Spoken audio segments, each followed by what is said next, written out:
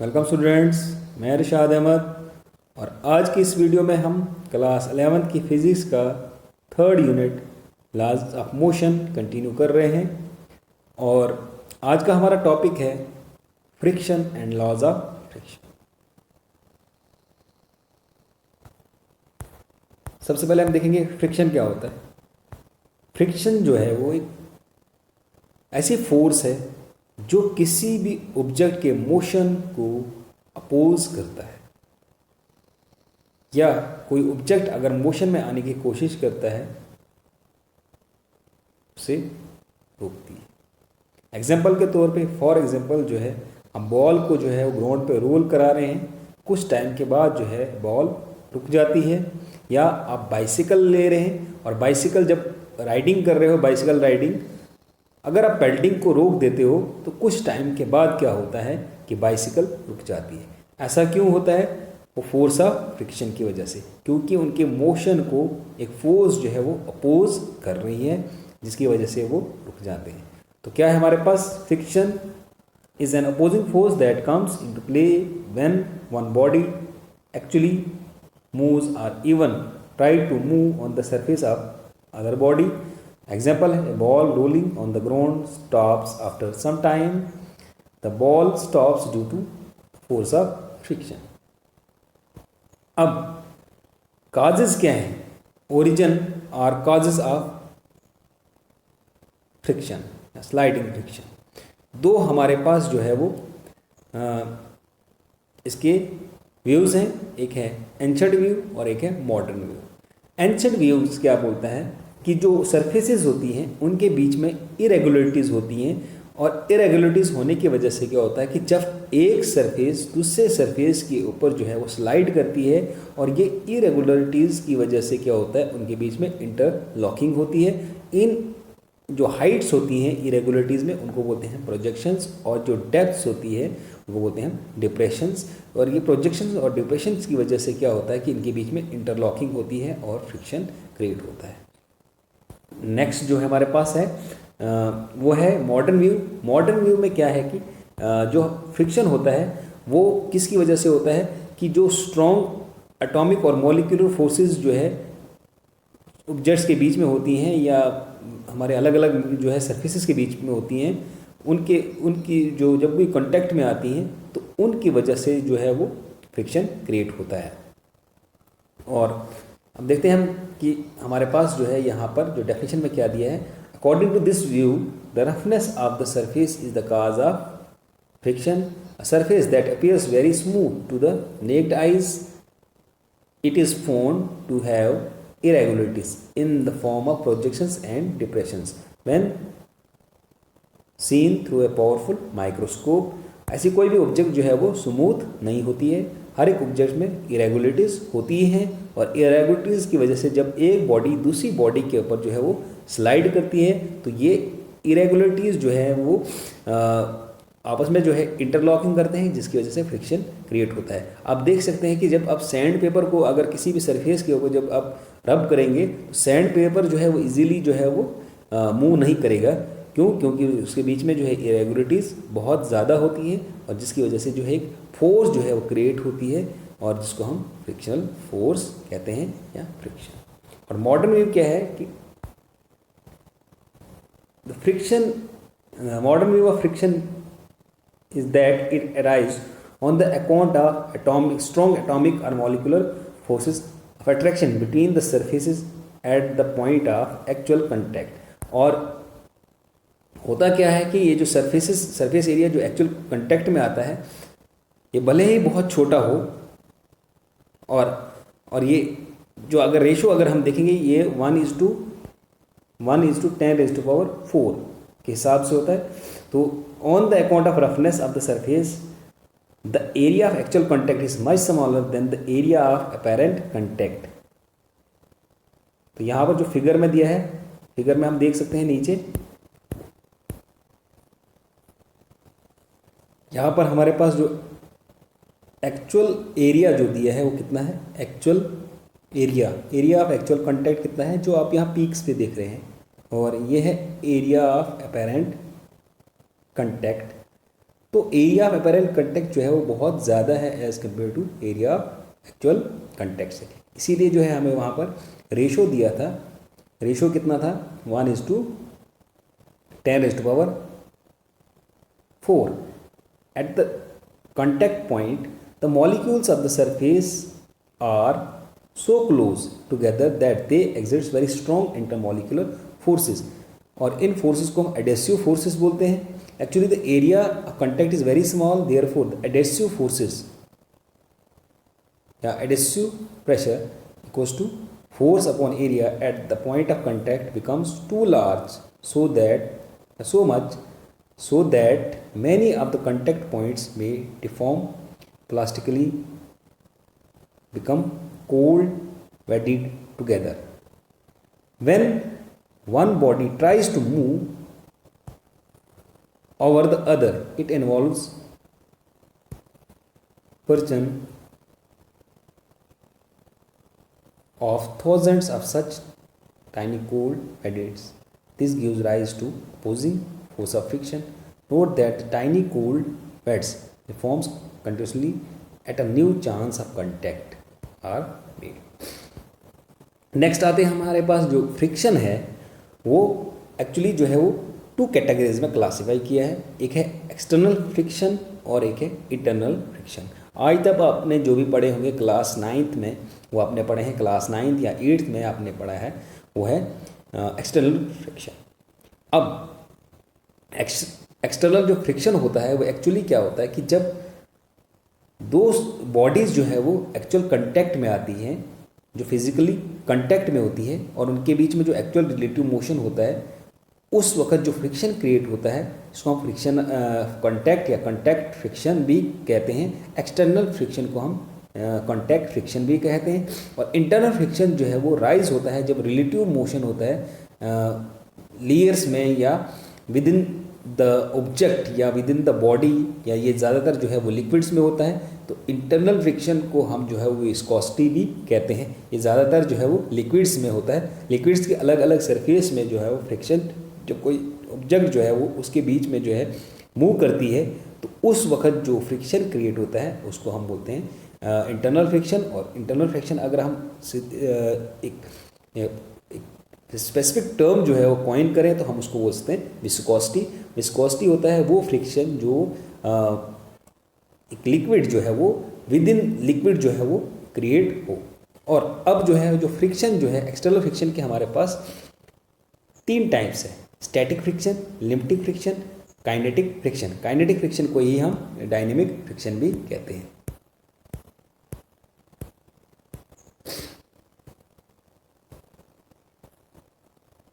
तो हमारे पास जो मॉडर्न व्यू है वो यहाँ पर जो है थोड़ा सा एक्सप्लेन किया है। The friction force which will be the independent of the area conduct, this is because increase in the area of contact, the force of adhesion is also increase in the same ratio, and adhesive pressure responsible for the friction remains same. When the surface in the contact are extremely smooth, distance between the molecules of the surface contact decreases, the increase in the adhesive forces between them. Therefore, the adhesive pressure increases and so the force of friction भी increase करेगी। अब आते हैं हम जो है static friction के बाद। मान लो हमारे पास क्या है कि ऑब्जेक्ट है जो सरफेस के ऊपर जो है वो रखी है, और सरफेस के ऊपर जो है वो डाउनवर्ड डायरेक्शन जो है वो पुश कर रही है, और कैसे कितना फोर्स लगा रही है mg, वो वेट W = mg के बराबर, और वापस जो है वो सरफेस जो है वो उसके ऊपर रिएक्ट कर रही है, और वो जो है वो अपवर्ड डायरेक्शन में भी पुश की शक्ल में जो है फोर्स लगा रही है, जिसको हम बोल सकते हैं रिएक्शन R। और फॉर एग्जांपल अगर हम जो है ऑब्जेक्ट को इस तरफ से ड्रैग कर रहे हैं, और अगर इस तरफ ड्रैग कर रहे हैं तो एक अपोजिंग फोर्स जो है वो लगेगी, जिसको हम फ्रिक्शन बोलेंगे। और जो अगर इस तरफ हम ड्रैग कर रहे हैं तो इस साइड जो है फ्रिक्शनल फोर्स हमेशा ऑब्जेक्ट के मोशन के अगेंस्ट जो है वो अप्लाइड होती है या एक्शन में आती है। तो जो R की वैल्यू है वो भी mg के बराबर है, और जो mg है वो W, तो ये एक्शन है और ये रिएक्शन है। तो हम देखते हैं let us consider in A block of would या block of weight mg lying on the horizontal surface shown in the figure. When the body is pressed against the surface deforms even it appears to be rigid. The deformed surface push the body with a normal reaction R which is perpendicular to the surface. This is called normal reaction and it is balanced with mg, that is r equals to mg. तो उसके बाद क्या होता है, suppose करो कि हमारे पास जो है ऑब्जेक्ट के ऊपर जो है हम एक स्मॉल फोर्स P लगा रहे हैं, स्मॉल फोर्स यहाँ पर दिया है P लगा रहे हैं, applied on the block to the right as shown. The force of friction F जो है वो किस तरफ लगेगी, opposing force. So long as block does not move F equals to P. अगर F जो है P के बराबर होगा तो तभी जाकर, क्योंकि ये जो है वो रेस्ट में है और दोनों फोर्सेस जब बैलेंस में होंगी तो बैलेंस फोर्सेस में क्या होता है कि ऑब्जेक्ट जो है वो सेम स्टेट में रहती है या सेम स्टेट को रिटेन करती है. फर्स्ट लॉ ऑफ मोशन जब पढ़ा था, जब भी जो है वो फोर्सेस, बैलेंस फोर्सेस जो है एक्ट करेंगी तो ऑब्जेक्ट जो है वो वही स्टेट में रहेगी जैसी जो स्टेट उसकी एक्चुअल स्टेट थी. This means as we increase P, अगर हम P को इंक्रीज करते हैं the force of friction also increases remaining equal to P always. The opposing force that comes into play when one body tends to move over the surface of another but the actual motion has yet not started is called static friction. Static friction कब होता है, जब object जो है वो rest में होती है. स्टैटिक का मतलब है रेस्ट. जब ऑब्जेक्ट रेस्ट में होती है तो जब आप उसे फोर्स लगाते हो तो बदले में क्या होता है कि फोर्स ऑफ फ्रिक्शन भी लगती है और ऑब्जेक्ट जो है वो मूव नहीं करती. उस वक्त जो फ्रिक्शन होता है उसको बोलते हैं हम static friction. As above seen the magnitude of static friction is not constant, it always adjust itself so as to be equal to the applied force. As we increase the applied force stage comes when the body just is at the verge of moving over the other. The static friction at this stage is obviously maximum. This maximum value of static friction is called limiting friction. जो ये static friction है, जब ये maximum अपनी जो है हद पे पहुंच जाएगा, अब उसके बाद जो है वो ऑब्जेक्ट जो है मूव करना शुरू कर देगी और इसको हम बोलेंगे लिमिटिंग फ्रिक्शन. तो लिमिटिंग फ्रिक्शन क्या है, वो मैक्सिमम.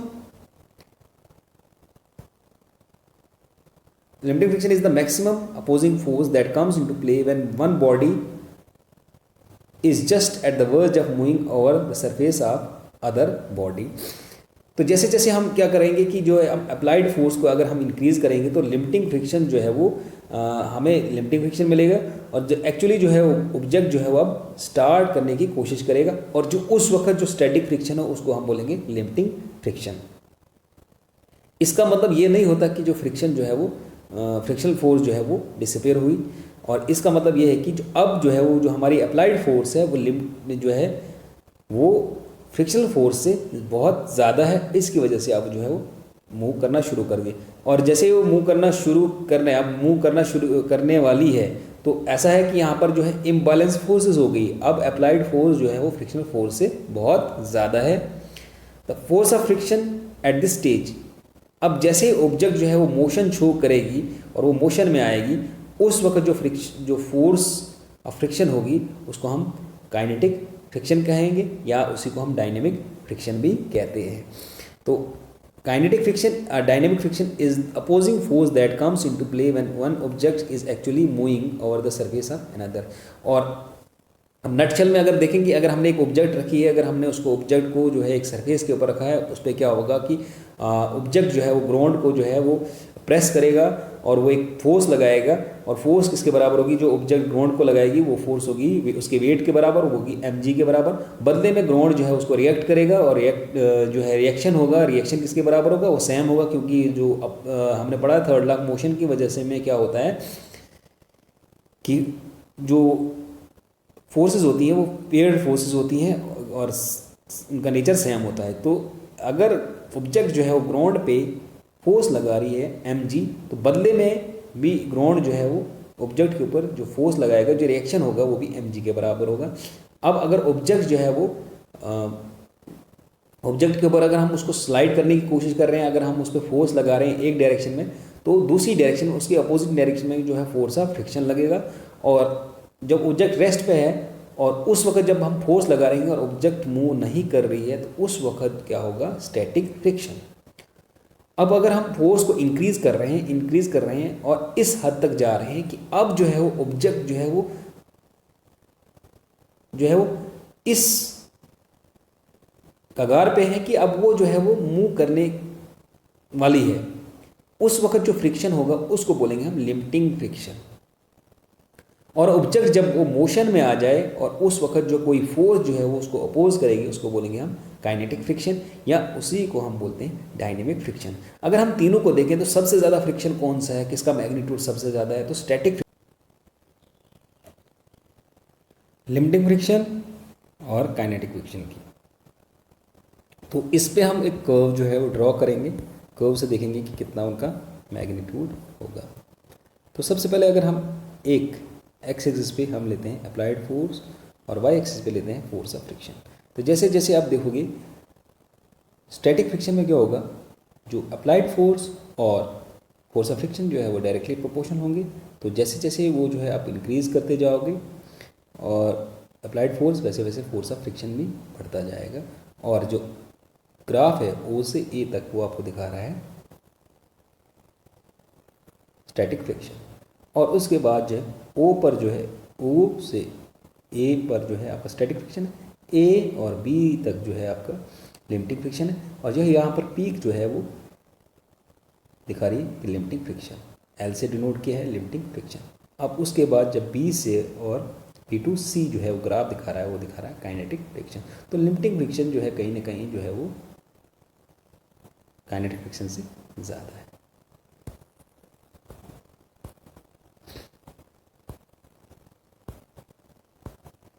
अब फर्दर आते हैं, हमारे पास जो डायनेमिक फ्रिक्शन या काइनेटिक फ्रिक्शन है उसके फर्दर दो टाइप्स है, एक है स्लाइडिंग फ्रिक्शन और रूलिंग फ्रिक्शन। अब जब एक ऑब्जेक्ट दूसरे ऑब्जेक्ट के ऊपर स्लाइड करती है, या एक सरफेस दूसरे सरफेस के ऊपर जो है वो स्लाइड करती है, उस वक्त जो हमारा फ्रिक्शन होता है या फ्रिक्शन काज होता है, फोर्स ऑफ फ्रिक्शन होती है, उसको हम बोलते हैं sliding friction. Opposing force that comes into play when one body is actually sliding over the surface of the other body is called sliding friction. For example, when a flat block is moved over the surface of the table, the opposing force is sliding friction. दूसरा है हमारे पास जिसको हम rolling friction. जब एक दूसरे object या एक सरफेस दूसरी सरफेस के ऊपर जो है वो रोल कर रही है, उस वक्त जो हमारा फ्रिक्शन होता है उसको हम बोलते हैं rolling friction. The opposing force that comes into play when one body is actually rolling over the surface of the other body is called rolling friction. For example जो है हमारे पास जो है व्हील जो है या सर्कुलर डिस्क है या रिंग है या सिलेंडर है या स्फीयर है, जब वो सरफेस के ऊपर जो है वो रोल करता है, उस वक्त जो है वो अपोजिंग फोर्स होती है जो उसके मोशन को अपोज करती है, उसको बोलते हैं रोलिंग फ्रिक्शन।